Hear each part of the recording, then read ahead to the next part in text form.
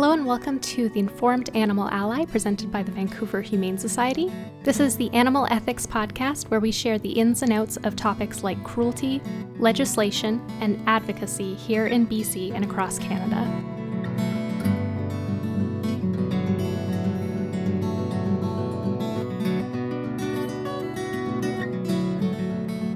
I'm Chantelle Archambault, Communications Director for the Vancouver Humane Society. Joining me, as always, is my co-host, VHS's Executive Director, Amy Morris. We'd like to welcome everyone listening this new year to a brand new season of the Informed Animal Ally. So far, in past seasons, we've looked at a lot of topics around animal protection. We looked at the state of animal protection laws in Canada and BC. We looked at what a good life looks like for animals. We looked at some specific areas that the Vancouver Humane Society works in and important foundational knowledge for animal advocates. In this season, we'll be switching gears to look at more of a macro view of the state of animal protection today, both nationally and internationally. We'll be looking at the animal protection sector as a whole, what's working, where we're seeing challenges, and where Canada stands on the international stage when it comes to animal well-being. So in this first episode, we'll be looking back at the past year and delving into some of the trends, progress, opportunities for change, and challenges that we saw in 2024. So let's just jump right into it. First of all, I would like to get some context out of the way. When it comes to public responses and policy change, we're increasingly seeing a polarization of opinions. So on one hand, people are more aware of animal sentience, and many people care very deeply about improving animal well-being, which is leading to a lot of progress in policies that protect animals. But at the same time, this progress and shifting public opinion is leading to really strong pushback from people who benefit from the status quo. And there are some areas where we're seeing a step backwards. You can see that in things like very strong marketing by the dairy industry against plant-based milk specifically. It seems like the more progress we see, sometimes the more pushback there is. On both sides of any discussion, people feel very strongly about their convictions. And especially nowadays, everything from public discourse in the comment section of essentially any social media post to, what tailored search results people see when they look up an issue on Google based on other things that they've clicked on the internet tend to push people further toward confirming their own biases and existing beliefs. That's absolutely true. And it's very frustrating. And we see it across the board in all areas of ways people think about the world. And at the same time, we can still celebrate some of the wins that we have. And we have some wins in Canada that are worth talking about. The first is BC family law recognizing that companion animals are more than property when they're doing divorce proceedings. What's really great about this is decisions are being made that take into the nuances of what a family structure is and the relationships that happen between an animal and their caregivers. Yeah, I think this is a really great one. It's great that the courts are recognizing that animals are beings who have thoughts and preferences and bonds and not equivalent to divvying up something like family jewelry. Absolutely. Another really great one is that it is now illegal to import or export elephant ivory, rhino horn, and hunting trophies. And we have an episode, Lessons from Grassroots Animal Advocacy, in May 2024 that talks about this. I think this change in particular demonstrates the impact of a large-scale sustained campaign. And it is what keeps us campaigning on different animal topics today, knowing that these changes are possible. The next one is having companion animals included in coercive control legislation in Canada. Just a trigger warning here, we are talking about a topic that can be sensitive for folks. Coercive control often involves abusers threatening, manipulating, or harming companion animals to exert control over their human victims. The new bill would criminalize these behaviors, including attempted and threatened violence towards an intimate partner's animal, and controlling or attempting to control the manner in which an intimate partner cares for their companion animal. This is important because there are times where an animal is in distress and a person's ability to get help for that animal is limited by transport or by financial means. And when it is an abusive situation, it's not that person's fault that they don't have the financial means or the transport. It's something that's being impacted by another individual, and they're the ones that really need need to be held responsible. Absolutely. We've spoken before about the violence link, about how violence toward animals is linked very closely with violence towards humans, and people who are violent toward animals tend to also be violent towards humans. And it's really important that Canadian legislation has recognized this now. Yeah, the final one is that Ontario introduced the Preventing Unethical Puppy Sales Act, the PUPS Act, to prohibit puppy mills and introduce stronger protections for dogs. Certainly, there are a number of provinces that have been putting something like this into place, and Ontario is the most recent. And it shows that the provinces do have authority to make rules and laws that better protect animals, and that they have the responsibility to as well. We also have some opportunities in Canada. And I say opportunities because we're talking about the codes of practices for farmed animals. The codes of practices do have written recommendations and requirements for the care and handling of farmed animals in Canada. However, they're adopted as generally accepted practices of animal management under most legislation, which means they can be used as a defense for farmers rather than farmers having a proactive duty to comply with these codes of practice. Even though that's the case, they're also used by veterinarians and by practitioners to really show what's acceptable and what's not, and it's a standardized document. They have discussions about pain control, what kind of housing is appropriate and bedding, what's important to know when moving and restraining animals, providing care, preparing animals for transport, and their euthanasia. What's written into these codes is a number of standards that tell you what's truly also not acceptable. And there's 3 codes of practice for care and handling that recently came under revision and had their initial public feedback periods for 2024. Those are for horses on farms, cattle used for meat, and chickens and turkeys used for meat. The organization that manages these processes is a nonprofit, but they're funded fully by the government, and these serve as national standards. Yeah, so the National Farm Animal Care Council, which manages these codes of practice, takes into consideration feedback from a variety of people, including animal advocates and a lot of people from within the animal agriculture industry. So the VHS shared ways that people can provide feedback to advocate for better welfare in the codes last year. We've seen really positive results from this in the past, and it's so important that people are advocating for the welfare of animals to be strongly considered when these codes are under review. Absolutely. And then the final opportunity is a petition to recognize animal sentience on a national level. Right now, the Canadian Constitution doesn't say anything about animals. And so it's just this sort of general understanding that animals are under our care because we've domesticated them without any kind of protection under the law that really acknowledges their individual value and worth. And so having animal sentience recognized on a national level would be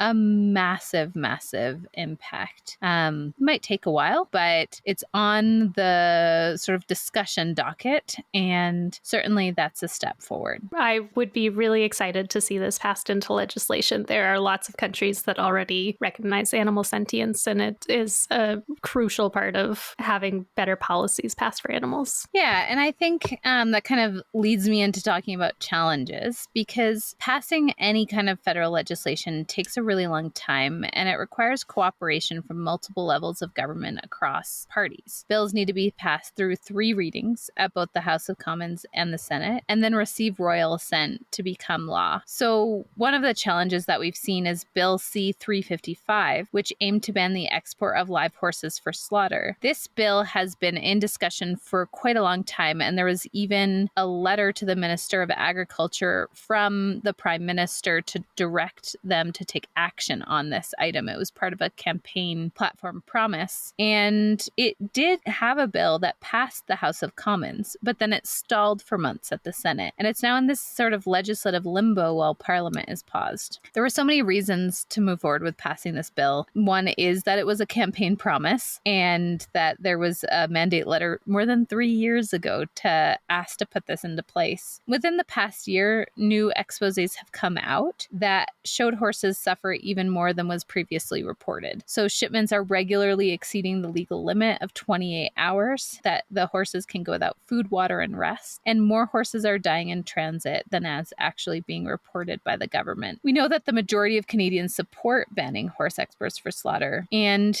what it came down to is certain senators were dragging their feet on moving the bill forward and bringing up unrelated issues rather than working together to prioritize the lives of horses and the values that we know are held by so many Canadians. If an election is called, which appears imminent, the bill will die and be forced to start the process again. So right now, the best thing that you can do if you're hearing this is to contact the Minister of Agriculture to ask them to stop the export of horses for slaughter and keep this moving through the next season of legislation. Finally, one more challenge, and I don't like talking about challenges, but I think it's important because it's what we face, and if we kind of come to terms with that, we can do better at addressing them. So Alberta lifted a ban on hunting grizzly bears that had been in place for almost 2 decades, and Ontario had a ban on penned dog hunting, where dogs can chase animals in a fenced area, and that was also lifted. So some of these laws have been in place for a long time for good reason, and those changes have to do with special interest groups having their voices heard even when it isn't necessarily in the public value or interest that public polling would likely show otherwise. And that's been really unfortunate that special interest groups are being heard in a way that's against animal welfare, and we're not seeing special interest groups that are pro like animal rights, animal welfare being heard in the same way. Yeah, that's a great point. Lifting these bans is really, I hesitate to even say benefiting, because there really are no benefits to doing this, but benefiting a very small number of people. But now that we've talked about challenges, it's not all doom and gloom. I would like to talk about some more wins that we've seen further out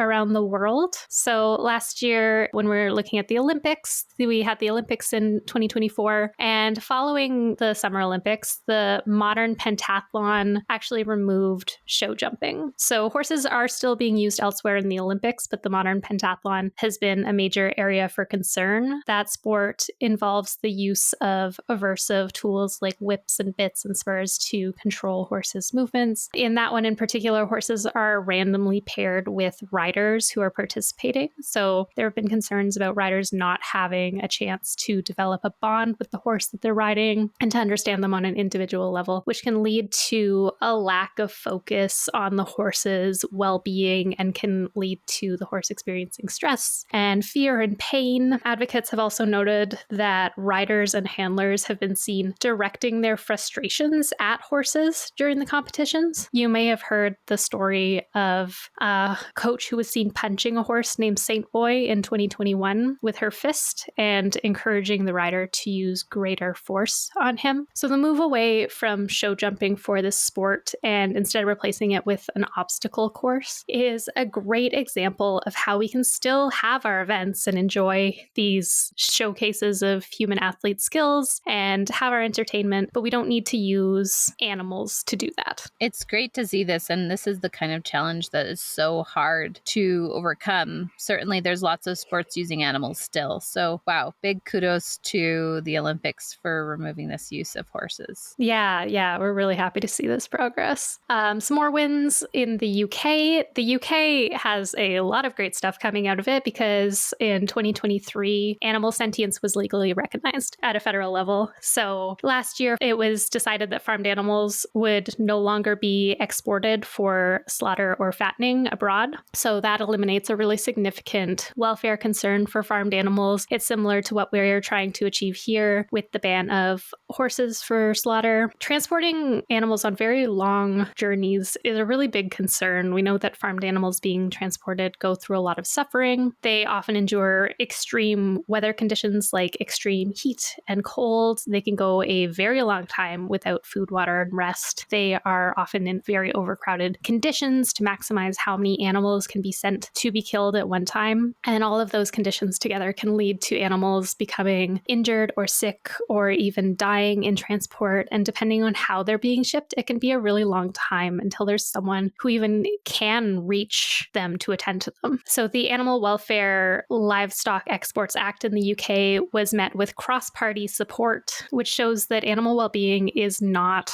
a partisan issue, and that reducing the suffering of our fellow beings that we share the planet with is something we really should all care about. This is pretty amazing. I'm surprised that they're willing to make these kinds of changes, but certainly I think there's a number of things at play. Them being an island helps, as well as having that sentience law passed. Yeah, absolutely. Another thing that came out of the sentience law is the UK introduced the Pet Abduction Act in 2024, and that made the abduction of companion animals like cats and dogs a specific criminal offense, and convictions for that can result in either a fine or up to 5 years in prison, or both. The theft of animals was previously covered by the Theft Act of 1968, so a very long time ago that those laws were put in place, and they were due for an update, and those considered pets to be property, like if someone stole a car. And this is another one of the great strides in protections for animals and their guardians since animal sentience was legally recognized. We're consistently seeing that there are better protections for animals and the people who care for them when animal sentience legislation is introduced. But still, when we were sharing the federal petition to recognize animal sentience here in Canada, I think there was a lot of misunderstanding around this. We had people commenting with concerns that there actually wouldn't be any protections for pet guardians if pets were no longer considered property, which we know based on the many countries that have passed this legislation is not true. I think there's some anxiety around animal advocacy that people want to take your pets away, but in actuality, progress like this means that pets are considered more as part of the family. So greater care goes into keeping them safe because the law recognizes that they have an inherent value and an emotional value and not just a monetary value. And I'm sure, all the listeners here absolutely know that and hold that dear to their hearts. And it's really convincing lawmakers that that's the case too, and that there's public value in that. Absolutely. Some more wins that we saw last year in the US, New York banned wildlife killing contests. So that ban came into effect last year. New York is the 10th state to outlaw events like this, where the goal is to kill wild animals for cash and prizes. There are also new and updated laws around animal testing in Oregon, where there can no longer be the sale of cosmetics tested on animals. In California, where non-animal alternatives are required for testing on certain products. And in Maryland, where animal research facilities are now required to pay into a fund that goes toward developing non-animal methods and hopefully lead to less animal testing in the future. New York pet stores can also no longer sell cats, dogs, or rabbits, and pet stores in Pennsylvania must post health and breeder information for puppies as part of the state's puppy mill law. So the goal of those is to make people more aware of where animals are coming from and to encourage people to adopt animals who are in need of homes rather than buying from places like puppy mills, where the animals' health and well-being aren't adequately considered. And certainly this area, well, these are some specific wins. There's been states that have had laws around this for a very long time. And some states even have mandatory spay-neuter rules and things like that. And so it is a state-by-state reality,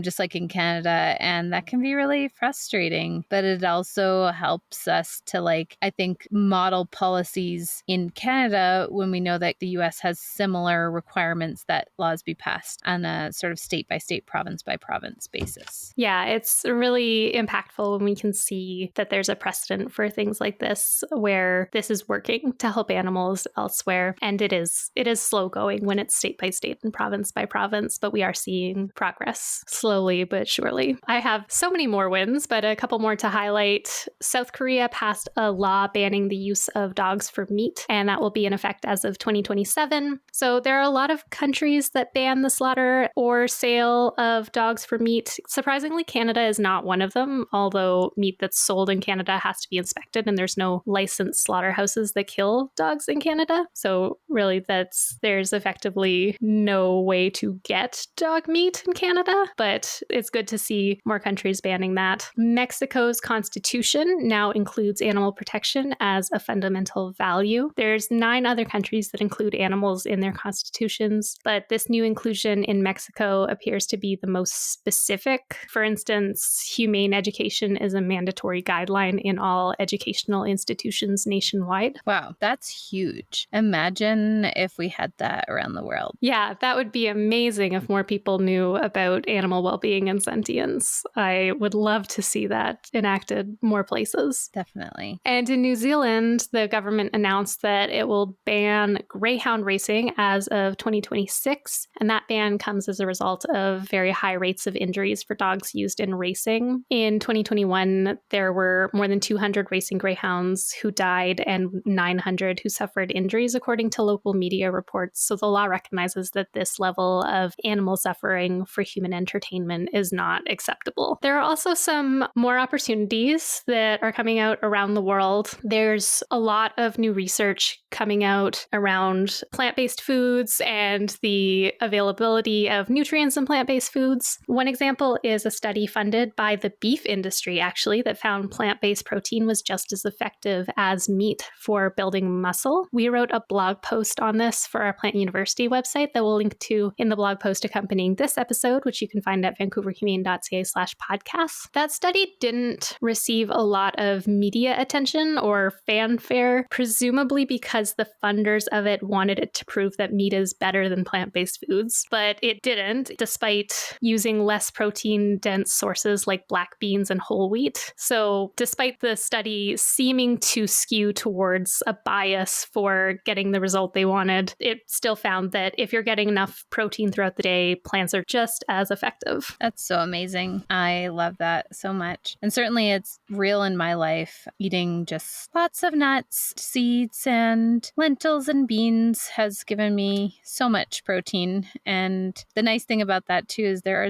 are a lot of diverse forms of protein. I know people struggle with some types of protein their bodies don't accept. So I'm grateful there's so many different types that we have access to, so that if we need to cut one out, we can. Yeah, absolutely. They're so diverse, the way that you can get protein from plant-based foods, and some ways that I wasn't even considering. Like I just switched to a bread that has 10 grams of protein in 2 slices. Wow. So there's way more protein that you can get than maybe you're even counting. And in South Africa, the Animal Law Project, or the ALP, which is a collaboration of animal protection organizations in South Africa, consulted with the sector and with experts to develop and release a manifesto that recommends an overhaul of the legal framework for animals in the country. In 2016, South African courts recognized animal sentience and decided animal welfare was included in the constitution, which was great, but very few changes have been made since then to actually effectively protect animals. So this is a great example of collaboration within the sector and between different sectors to develop comprehensive recommendations on a path forward for animal protection. And I think really what it comes to is we need to develop really useful and clear paths forward that can be applied around the globe. So this concept of one health, one welfare, which although this is sort of like a modern name for connecting the environment, animals, and people, this has existed for so long within Indigenous culture, where there's this recognition that we're all interrelated. And you can relate this as well to intersectionality,